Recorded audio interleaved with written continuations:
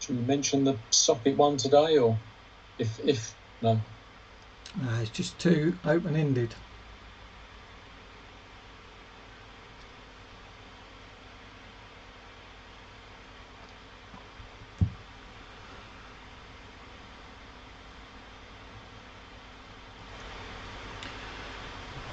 Good evening and welcome to another live streaming Q&A session. Hopefully it's going out loud and clear on Facebook, our Twitter account and our YouTube channel. It's Monday evening here. You may be watching it back at a later date, but we're live on a Monday night at 8 o'clock, back after a week's break. My name's Sam Donaghy and I'm joined tonight by Mark Barnes-Ryder. Good evening, Mark. Evening, Sam. How are you this evening? Yeah, not bad. I've had a couple of days off myself for half term, and interested to hear what the government announcement is going to be tonight regarding the relaxing of the lockdown strategies. So I haven't caught up with that yet. Yeah, we should say myself and Mark were on holiday last week, although not together, because it was half term. So we were off doing our respective duties during half term, so we might be a little bit fuzzy headed because it's our first day back. You have to be gentle with us. I think a lot of people might even still be tuned into the government and BBC website, just waiting for the news that we all want of when things are going to be reopening and when you don't have to wear a face mask everywhere. So hopefully, fingers crossed, I think we'll all be watching the news over the next couple of days. Okay, we'll make a start. The question that came in during the week that we popped up on social media today was, after an unsatisfactory EICR, when I've completed all the required remedial work, do I need to reissue the EICR? Okay, so that was the question we put up on social media. What's your thoughts on that issue then, Mark? I mean, the process doesn't include sort of reissuing an EICR, and there's lots of factors that could sort of that could influence whether a new EICR is issued. I mean, generally you'd carry out the EICR first, and that might generate some remedial works, and then you would carry out the appropriate certification for that based on the size of the remedial works. So, it's generally considered an additional service to provide a clean EICR, as it were. But there's lots of factors that could upset that process, particularly if you're using that previous EICR to monitor the condition of the installation. If you're carrying out improvements as you go along, I mean, you can carry out improvements and remedial works as you're doing the EICR, and you could halt the EICR, complete some of the remedials, and then carry on. But it won't provide a true reflection for the actual condition of that installation. Whereas if you're doing the EICR first, recording any defects or dangerous situations, and then you can. There's nothing stopping you from doing them while you're doing the EICR, but we'd still recommend that you record them as you're going along on that EICR. So it's quite an interesting, because it's one of those simple questions that's got a lot behind it. So I think firstly we'd say you could well have to produce some paperwork for the remedial work. Yep. So if you're doing additions or alterations, you might have to produce a minor work certificate. It may be the case that you're putting in a new circuit to correct something. So then you'd need a full installation certificate. So quite often you'd need to certify the remedial work, and even if it wasn't addition and alteration, if it was kind of a maintenance task, let's say replacing a cracked switch, we'd still recommend a document of some sort to say what you've done, to confirm that you've done any relevant safety checks, and to comment on the installation in general. So some paperwork generally required for the remedial work. What's the danger if I then, once I've done all the remedial work, if I say, right, I'm going to reissue the certificate, reissue the report and put today's date on? What's the danger, Mark? I mean, if you put today's date on and issued the report, again, it's not a true reflection. You're not capturing all of the remedial works that you've carried out. So, as I say, it's not a true reflection. So, you wouldn't be correctly recording any defects that had happened, but also it depends on the length of time that's elapsed as well. I mean, from a technical perspective, if you were carrying out the EICR on the Monday and then you were following through with any remedial on day 2 and day 3, then technically you could maybe issue a new EICR at the request of the client, but you would certainly need to detail that in your limitations and the extent that certificate covers, and you would need to make it clear. But that isn't the correct process. That's never been the correct process, and it would be very much at the client's instruction. Yeah, I guess that the worst case scenario is you do your full test and inspection and produce your EICR, then do the remedial work.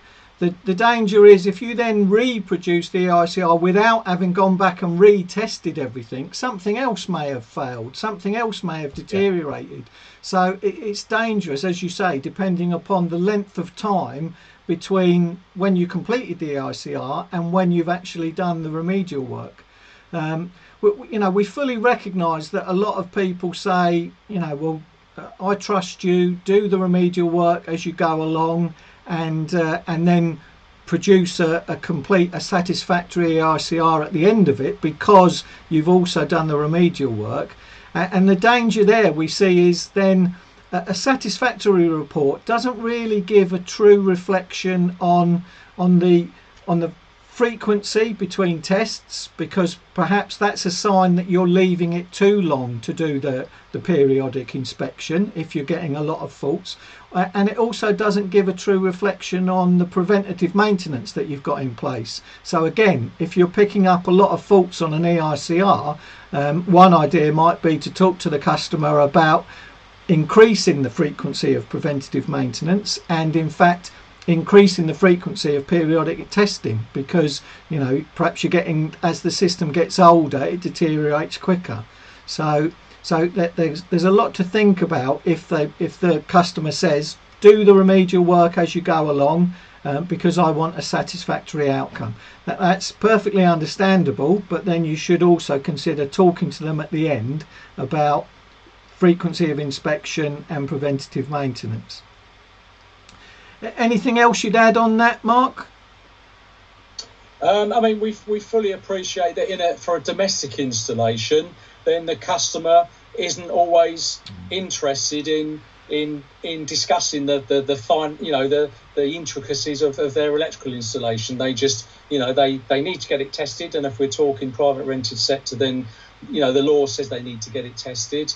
But it could be different for a larger type of installation where it is particularly important to discuss those aspects with whoever's responsible for the maintenance of that installation. But as I said, we fully recognise for a domestic installation, they're not always technical they're not always interested. They just want the test carried out. So, but it's important that whichever way you do it, that you document it. So, and the key thing that Sam highlighted, I didn't highlight so well, is that, you know, depends on the length of time frame that's elapsed from doing the EICR to the remedials. You know, sometimes the remedials don't happen for another sort of 2.5 or a week later. So if you're going to reissue the EICR, then you should be retesting that installation. Yeah. You know, I guess the alternative is if there's not too big a gap, what we often recommend to people is, when you're completing the last bit of paperwork for your remedial work, so it might be a minor work certificate, it might even be a full installation certificate, but it might be a job sheet or even the invoice itself. But on the last one, you could make a statement to the customer: this now removes all of the unsatisfactory items that were recorded on the original EICR dated ABC. And we specifically say it removes all of the unsatisfactory items on the previous date, rather than saying this now makes the installation satisfactory, because, as we've said, depending upon the timescales, something else might have failed, something else might have deteriorated. So without retesting the whole thing again, which I'm sure the customer won't pay for, you can't categorically state those things. So what you can state is, this now removes all of the unsatisfactory items that were previously recorded when the EICR was completed on date XYZ. And that's a lot safer for you, and it's a lot more factual than saying the installation's now satisfactory. Yeah, and it doesn't have to be War and Peace, Sam, does it? It could be literally a list of all the items identified in the EICR. You know, any remedial certificates, so your minor works or your installation certificates, should reference the original EICR, so that it ties the two together.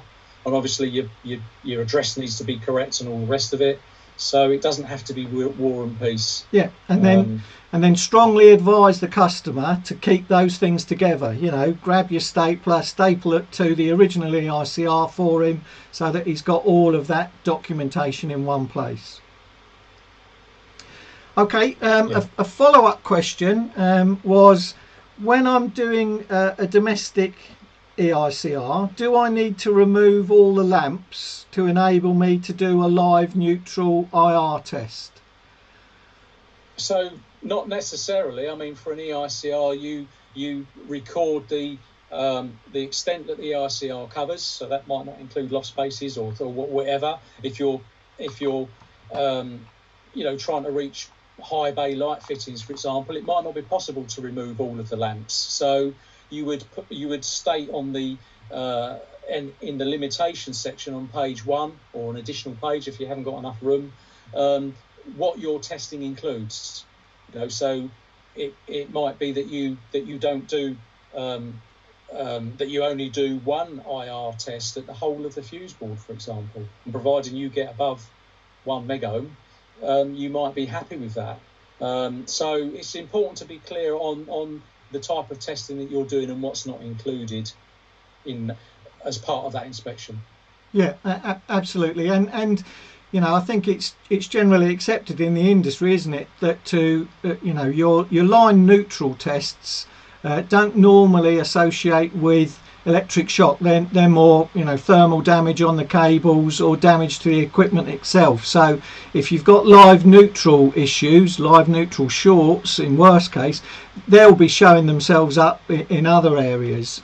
So generally not considered safety for the users of the installation, although thermal damage could result in it, but that'd show itself in other ways. So it's kind of an accepted limitation, but as you said, should be recorded, should be explained.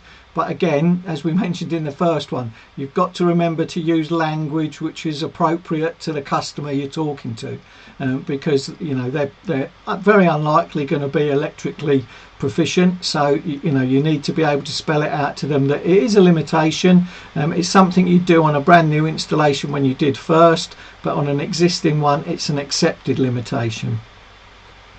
Okay. Yeah, and you can keep the conversation brief with those types of client, but just make sure you record it fully on the report. Yeah. Okay, we'll start to pick up a few from the chat room. What code, if any, would we give for wiring double up at the CB? So I guess we're talking there about often people double up circuits, in particular lighting circuits in a consumer unit. Code wise, I think if we put our inspection and test hat on, when we're coding, we're considering safety of the installation for continued use. So doubling up on the circuits might not necessarily create an unsafe situation, depending upon the type of circuits. So if, for example, they had two areas of the same floor and they put them both into the breaker, you would say, well, it's not going to create a danger if I lose both of them, unless we're talking about stairwells and things like that. So if it doesn't create a hazard for the users of the installation, I think we'd kind of stop at a C3, in that technically it's non-compliant, because the regs, when they talk in that section 314 about division of installation, they state that every circuit should have its own protective device. So it's technically non-compliant if it is a circuit to double it up. But yeah, unless it's going to create a danger, so then you'd have to look at, well, what are the circuits doing? If I have a fault on one and it takes the other one out, does that create a hazard for the users of the installation? Which it might do if it's a particular piece of equipment, or if it's a lighting circuit on a stairwell. So it's possible, but I think in general we'd say, yeah, non-compliant C3, but unless I've risk assessed and seen hazards created, we wouldn't go any further than a C3. Would you agree with that, Mark? Yeah, sounds fair, because generally your non-compliances, or as Sam says, they're a C3. They don't impair the electrical safety or introduce hazards. Whereas your C1s and your C2s and your FIs, we are talking electrical safety or electrical hazards. Incidentally, the reg that Sam was talking about, where each circuit should have its own protected or separate way in the distribution board, is 314.4. So, but as Sam says, it's quite common for lighting circuits where you might have two or three. I've seen 3 or 4, 1.5 mil cables in one MCB. So providing it can protect those circuits with regard to overcurrent where applicable and short circuit, so it doesn't impair the electrical safety, then it could be a C3. You'd recommend that it's improved, perhaps when a new fuse board's replaced, something like that. No, but it's good point that the protective device has to be suitable now for both those circuits. So quite often if we're putting a smaller cable in, we might have issues with it's not being adequately protected for things like overload. So that's a good point. Okay, domestic consumer unit change, a TT system but can't find the rod. In brackets, we think they've built a porch over it. Very, very kind of them. ZE reading 330 ohms, but ZS all okay on final circuits, I think due to a good earth on the gas bond. So again, this is one of those ones that goes left, right a few times. So there's quite a few things there. We'll try and take them one at a time. So let's forget about everything else. Let's say we had a TT system and we couldn't find the rod, but everything was okay. So measurement wise, we were achieving our disconnections on all the final circuits and any distribution circuits, feeding boards. So if we were achieving the ZS's, because I guess we've got RCDs, the fact that we can't find the rod, what would our general advice be there, Mark? I mean, generally speaking, you need to determine a reliable means of earth. So, before you can sort of carry on with any other sort of tests within that EICR and installation. So it really is down to the inspector to be satisfied that if they suspect the low ZS is due to a parallel earth path on the gas pipe, if that's in contact with general mass of earth, you might rely on that, but make it clear to the customer they've got to call their supplier to come out and check the earthing arrangements. But we need to stress that the inspector needs to be satisfied, because if you're doubtful, then you shouldn't proceed with the testing until you've confirmed a reliable means of earth.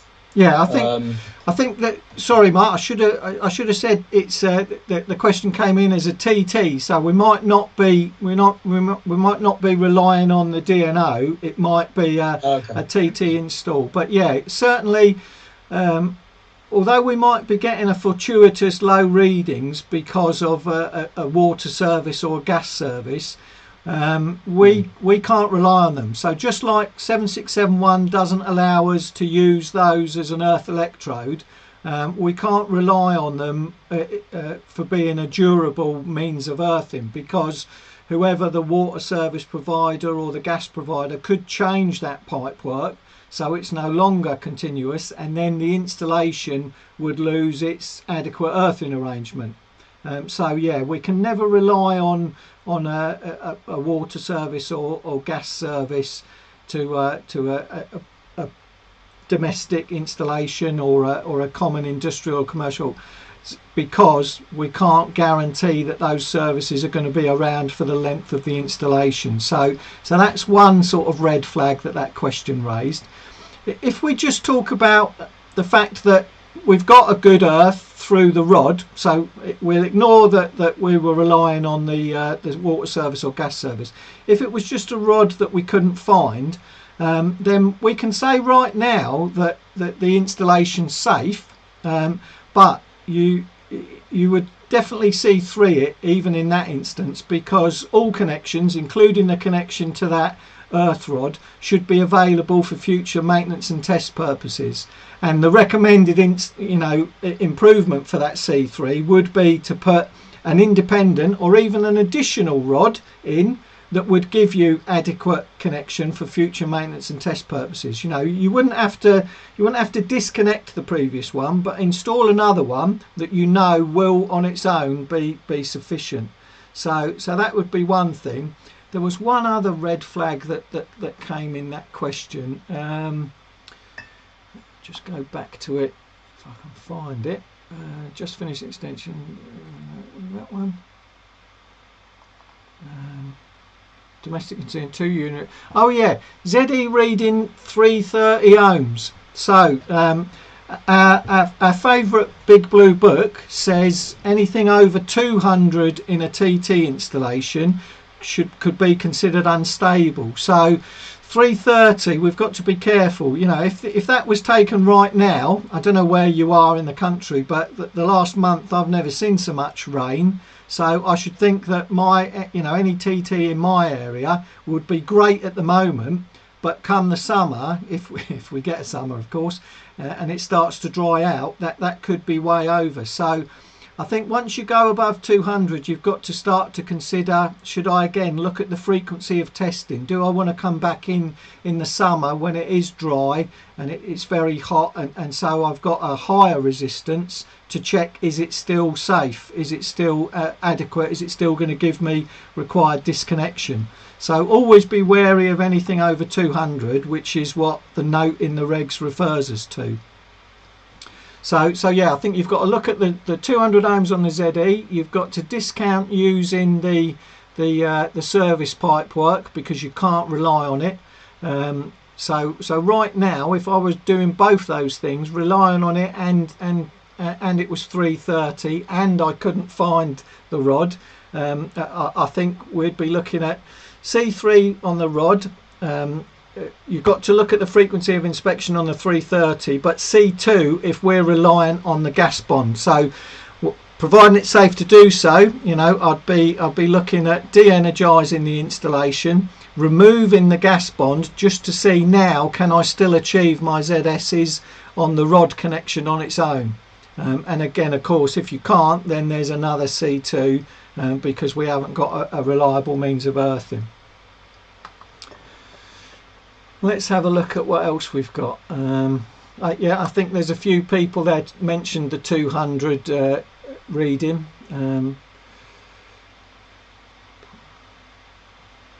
Let's have a look. GT system is 200. Yeah, well spots. So there's lots of people ahead of us. Biggest problem in the industry post EICR is that letting agents will only. Okay, yeah, we'll try and stick. Although I don't disagree with you, we'll try and stick to some technical ones. Can you record these on your invoices? Yeah, I think that's probably relating to our previous question in that, you know, if it's not an addition or an alteration, so if we go to remedial work that involves an addition or an alteration, then we should be producing minor work certificates. But if it's something less than that, so you're changing an accessory on a like-for-like basis, then sure, yeah, you know, documenting that on your invoice is perfectly adequate. If you're not doing at least an addition or an alteration, then strictly speaking, there's no requirement to certify it. So you could use an invoice or a job sheet, whichever method you use. Okay, we'll try another extension one. Let's have a look. Just finished an extension to a house where I fitted smoke alarms to the extension, issued test certs and Part P certs. I've had my client ring me who has had the building inspector say I should have fitted wide smokes and heats to the original part of the house, even though I have not touched any circuits or additional wiring to that. So you've built an extension and you've done everything in that extension, including fitting the required smoke alarms, but you haven't altered the main property. Now this is a question that comes up quite a lot, and one of the considerations are you haven't stated whether it's a single story or a two-story extension and where it is. But one of the things I would say is if the means of escape out of your extension involves you going back through the main property, so for example you've built a two-story extension and you have to escape the extension on the first floor, you have to come down the stairs in the main property, then you will have to provide smoke detection for that. Because although you haven't altered the main property, as you're using it as a means of escape from your new extension, then smoke alarm requirements will mean that yes, in order for you to get out of that new extension, you're having to go through the main property. Therefore, you're also going to have to add fire detection and alarm system requirements of 5839 in the existing property. Sounds a little bit crazy at first because, as you say, you haven't touched it, but because you're relying on it as a means of escape and the fire alarm regs have been enhanced and improved from when the property was originally built, we don't have to do it if we're not altering the new property, but if you're using that new property as part of the escape route, then unfortunately you will. Do you agree with that, Mark?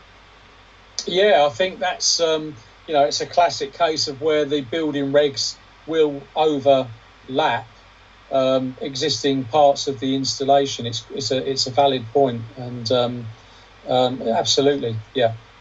I mean, I think you know, people should be familiar with various parts of 5839 Part 6 if they're installing smoke alarms in domestic properties, because you are, you know, deemed the designer of that installation. So it is important that you try to be familiar with 5839 Part 6, which is for the domestic smoke alarms predominantly.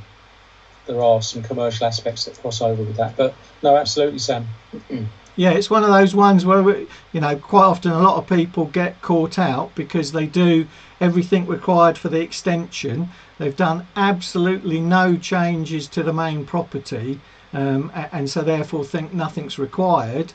But yeah, you can get caught if you actually need to use part of the main property as your escape route, and it's all because those fire alarm requirements have been enhanced. So now on a new build, we have to provide smoke alarms, whereas we might have the house next door is, you know, 25-year-old property, hasn't got any, and there's no requirement to retro install them. So it's really due to the enhancement, the improvements in the safety requirements of the fire alarm systems. Okay, scanning down through another one. Seeing a lot of new builds with the meter tails longer than 3 meters and no idea of install method, with no KMF, so no isolator fitted, just relying on DNO fuse. Correct or not? So once we go beyond 3 meters of tails, Mark, what do we need to be looking at? Yeah, so I mean, this is another one that comes up quite a lot actually on the helpline, and I mean, usually DNOs would be quite happy to protect up to 3 meters of tails using their own cutout fuse.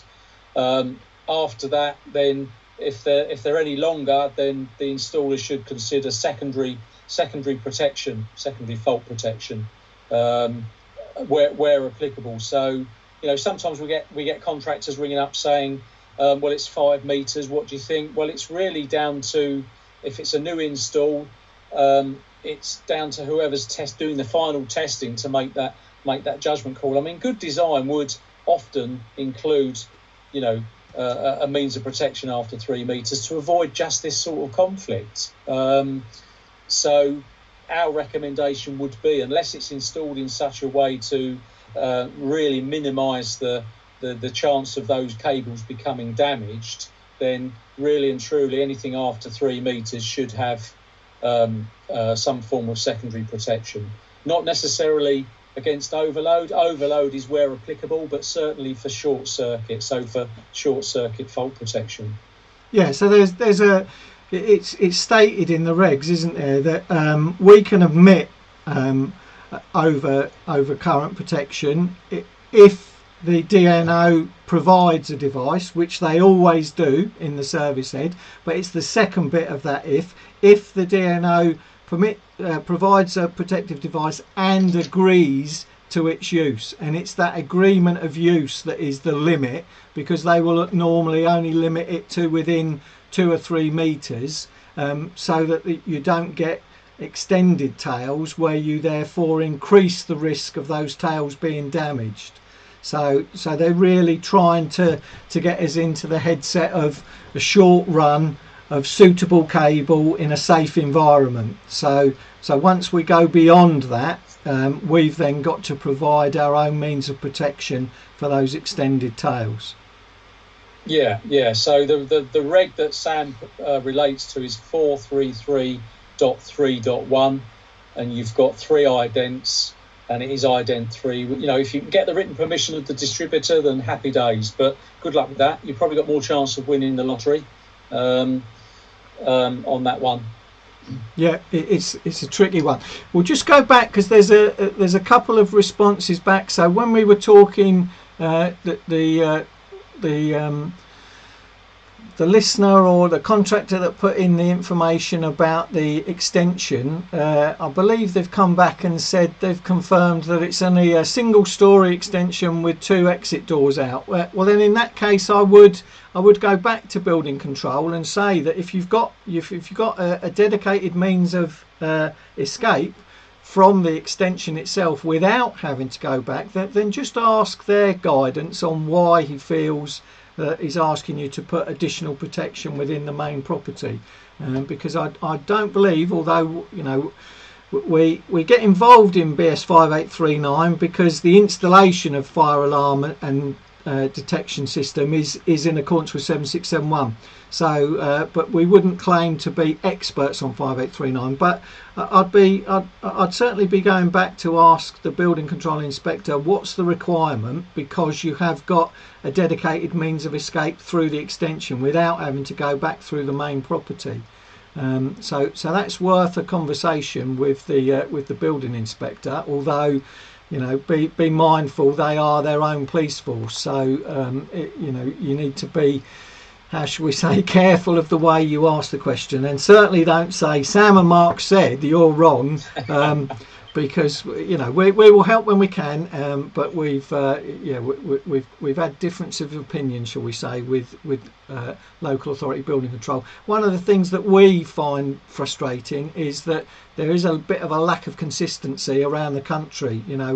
We've tried that out with asking building control in different areas the exact same question, and we've got different responses, which doesn't help us when they are the ones that have got the power. They've got the authority to not allow you to notify things if they believe it's wrong. But yeah, question it certainly. Because the gentleman has come back and said single story with 2 doors. So yeah, and I think someone else has said, is escaping to the back garden class an escape route, or does it have to be the front door? No, it doesn't have to be the front door. If you've got an escape route from the extension, then that's generally acceptable. Okay, we've run out of time. We'll just see if we can pick another one up, because I don't think we've had some really interesting ones tonight, which I think is always good because they generate a lot of sort of secondary questions themselves. If the DNO fuse, we'll finish up with this one then, because it seems to follow on again, which we like the follow-on questions. If the DNO fuse is 60 amp and tails are longer than 3 meters, you cannot fuse down. It's absolutely right. You've got to think about selectivity, haven't you, or coordination, as we used to call it in the old days. So yeah, there's no point in putting 2 60 amp fuses in in series, because it's 99.9% of the time that the one that's going to go is the one closest to the origin of the circuit. So yeah, we should be using selectivity, discrimination, to bring our ratings down. And then yeah, 60 amp means you're going to have such a small fuse, it's going to perhaps be unusable for a typical domestic installation. But that's when you can perhaps go back to the DNO and ask them what's their supply cable size. Can they increase that 60 amp fuse? Because in a lot of instances that they've actually got a 25 mil cable feeding the installation, in which case they can quite happily go to 100 amp if required. So yeah, talk to them about what you're doing. It may be the case, unfortunately, that you might have to bring in a second supply, but yeah, you're going to be limited by what the DNO can provide you with, based on what the size of the cable that DNO's got feeding your installation. Yeah, I mean, you'd have to do some homework as well. I mean, if they couldn't up it from 60 amp, I would be talking to some fuse manufacturers to see if there are any other 60 amp devices out there. There's thousands of fuses out there, and it does depend on the energy let through of those devices as to whether you can achieve. I mean, you're looking at a 1.6 ratio generally to achieve full coordination or selectivity. So if that can't be maintained, then you could do a bit more work and look at manufacturers' energy let through data, or contact a fuse manufacturer. They may be able to help you out. Okay, we'll call it a night there. It seems to have gone very, very quickly. Just a couple of bits of news items. So first one is there's another wire webinar this Wednesday. It's the normal time of 8 o'clock. I think the subject this Wednesday is dead testing. So following in with the pattern of testing inspection webinars that are being done. That's this Wednesday, the 24th.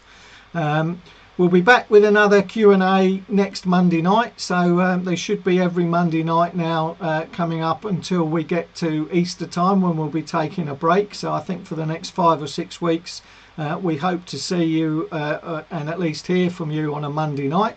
Thanks very much for everyone's contribution tonight. It really, I don't know about you, Mark, it feels to have gone super quick, and we only seem to have answered 2 or 3 questions, but hopefully that the conversations were valid, and they were, it's because they were those great questions that you could break down into kind of 4 separate parts. So yeah, no, absolutely, it's flown by tonight, absolutely flown by. So apologies guys for missing the TT earthing, the bit on the fact that it was a TT, and I went off at a tangent on the TNS sort of route regarding means of earthing and reliable means of earthing. So apologies for that. But Sam corrected me there, so that's good. No, hey, we're deliberately showing we're human, aren't we, Mark? We you know, every day's a school day, you know, so it's really good, and it's amazing, isn't it? How when someone asks you a question and you pick up on 2 or 3 words in the question of how each of them get you thinking, and then sometimes you miss the second half of the question, and you know, same with you. You know, that happens to us, and you know, you really have to concentrate. And the one thing that we can't do on an evening like this, which we can do when we're on the phone, is we can't ask those supplementary questions. We can't ask, yes, well, have you thought, what are you doing, what did you mean by that? So we try and go off the bat, so to speak, straight on the ones that are asked, and give it our best shot. But by all means, you know, let us know again next Monday. Or use the social media account to sort of say, oh, I actually meant this, or and we'll try and pick it up again on the following Monday. Okay. Well, thanks very much. Thanks for your time, ladies and gents out there. It's much appreciated. And don't forget, if you've not already register for the next webinar on Wednesday. If you can't make that, then hopefully we'll see you again next Monday night. Good night. Good night.